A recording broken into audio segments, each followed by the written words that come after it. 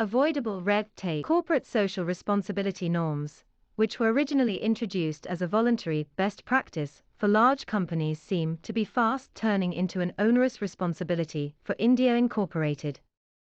The latest regulatory tweak, a Ministry of Corporate Affairs diktat requiring companies to furnish an 11-page report in Form CSR 2 to the Registrar of Companies, will only add to the existing compliance burden on companies. The form is to detail the constitution of CSR committee, their meetings, and confirm if the company has undertaken the impact assessment mandated in the Companies Rules 2014. This will, in all likelihood, lead to duplication of work, as it was only in January last year that the MCA spelt out the format of a comprehensive disclosure on CSR activities to be included in the board report forming part of financial statements. The changes then were ostensibly done to reinforce compliance, curtail abuse, and strengthen governance, transparency, and flexibility. Given this, the new requirement appears superfluous and adds to the difficulty of doing business. When the Companies Act first brought in provisions requiring companies to spend 2% of their net profits on CSR,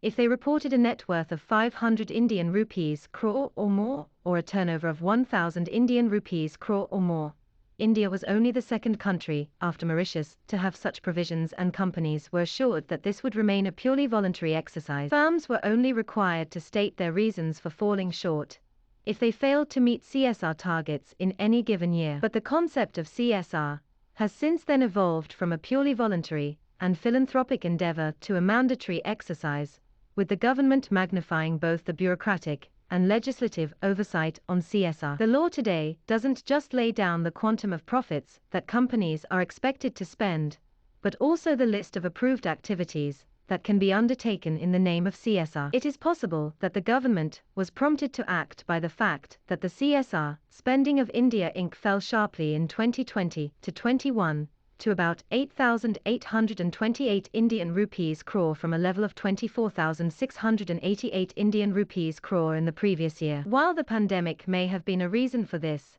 it would be a good idea for India Inc. to do some soul searching on this issue, because it was precisely during this difficult period that higher CSR spending was called for. The government plans to use technology tools, such as artificial intelligence and machine learning, to do data mining of the mandated reports to refashion its policy on CSR. But given that detailed progress reports on CSR are already available in the business responsibility reports of large corporates and in their annual report disclosures, it is moot as to why it would like to accumulate further paperwork to undertake this exercise. MCA leveraging technology to improve its oversight of India Inc. is welcome, but this should be applied to the financial and governance aspects of companies before moving on to their social obligations.